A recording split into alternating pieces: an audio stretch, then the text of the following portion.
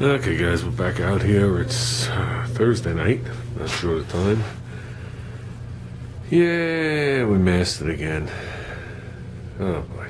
Nah, this is only a 2-second deal. I threw a little guy code on there. I had to do it this way.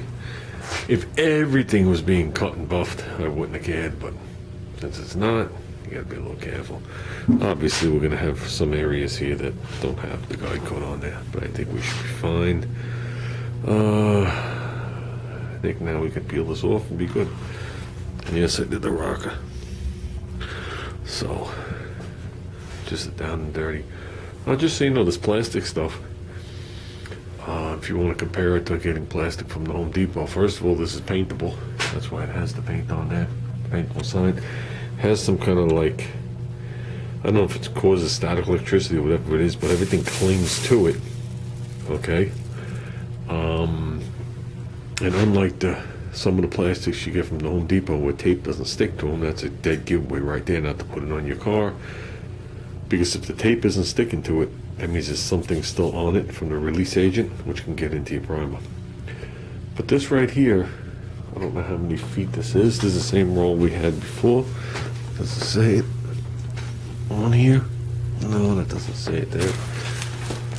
I don't know who makes it and how many feet are on it. I'm sure it says it somewhere. It says made in China. It's 14 feet by 350 feet. So 14 feet wide, which is enough to make it touch the ground on both sides with this car sitting up on the dollies. So it's more than big enough by 350 feet long. Okay, it's very thin.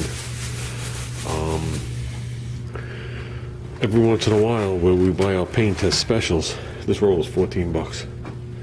So it's a no-brainer to buy it. Okay guys, stop gabbing and get working. Okay, just taking a stretching break. We're getting there. Working on this top edge. You can see low spots appear. Mild. Not this. This right here. Yeah. We're good there though. All up in here done. We're about to work on this. We got that top edge there, same thing. Basically, all you have to do is feather it out and paint over it. But there's just something about it, I don't want to leave it there. Especially on the easy spots. So, we'll see how it works out on the door. I went across with the board real quick. I gotta go get the sandpaper I like. I'm sanding this for 400 right now. I ran out of the 320 that I like, the good stuff. So I'm going right to 400 for the tops of this. So this, when we're done, we'll see a reflection in the light of like low and high. But the mirror has such a big square base, it covers it all. We went through that. Anything you do to that, it'll just pop back out when you screw the mirror back on. So the mirror is huge. Okay, let's keep working. How's it going, guys? We're sanding the back here. After this, the only thing left is the main parts of the doors. I forgot I'd sanded everything up to this point. So I was like, let me just get this done. I block it from here to where it makes the curve, then I just come around with the block and make the curve. But yeah, life lesson today for a question asked to me by Junior. Junior said to me, I had to get picked up from work today. So Junior says to me, why every time I come here does your boss treat everybody like crap? And I said, that's a very interesting question. I was like, you have your own little business going, so you don't have any employees, but you've already worked for somebody. And there's multiple types of bosses / owners / managers. Some get pressure from high up to show numbers and money, and they pretend they want quality, but they really want quantity. Others insist with every breath they have for quality, and because of the quality, that brings the numbers. Okay? Some insist on both. Some insist on none. Neither. I said, so you growing up, moving out into the whatever job you're going to choose or field you're going to choose, you have to decide what you want to do before you start doing it. It's easy to fall into the trap of going to a place where people just don't give a crap. And they skate all day and they smoke cigarettes in the corner and they don't listen to the boss and they constantly get yelled at and they take a paycheck and go home. Or you can go home, or you can go to work and produce a nice product or, what am I looking for? Or service, so that brings blue collar and white collar together there. And if you don't get rewarded for it, you could move on to a place that will reward you for it. And then if you get to the point where you feel that you're not getting anywhere, you could do it on your own. I said, but always keep your standards high.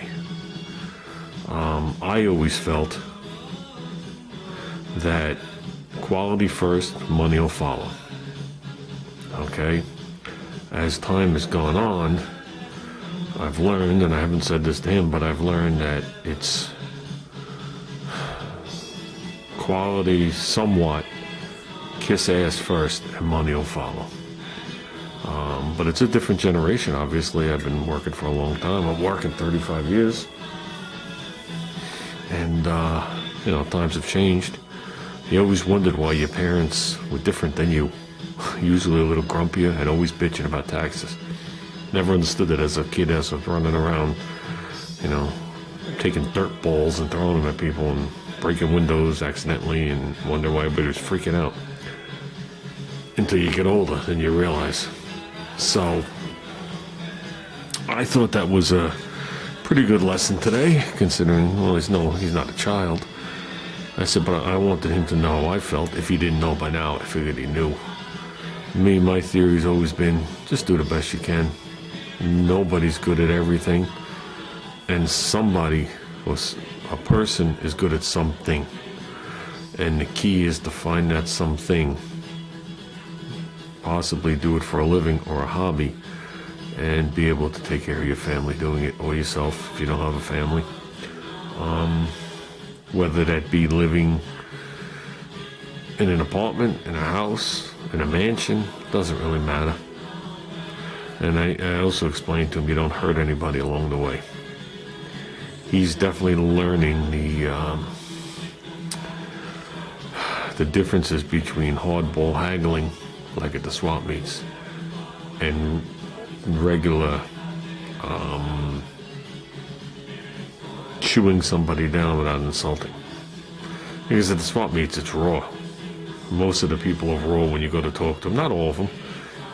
He was always good at reading people. But, yeah, I just thought that was interesting today that he brought that up. So, with that said, I'm going to finish working. If you look, you can see it started to shine to here. I just pulled the gloves off, shine to here.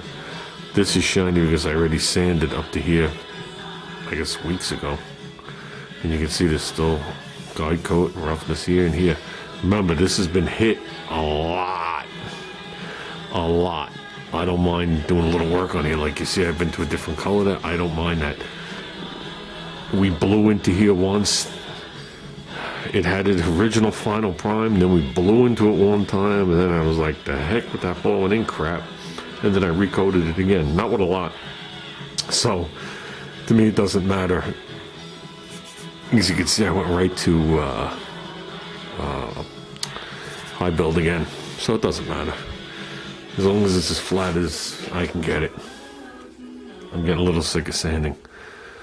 So, we're doing the best we can. I just don't want to miss anywhere. So, okay, guys. I'm going to sand this, maybe I'll turn it on for a minute at the end, and then I'm calling it. It's already after 9.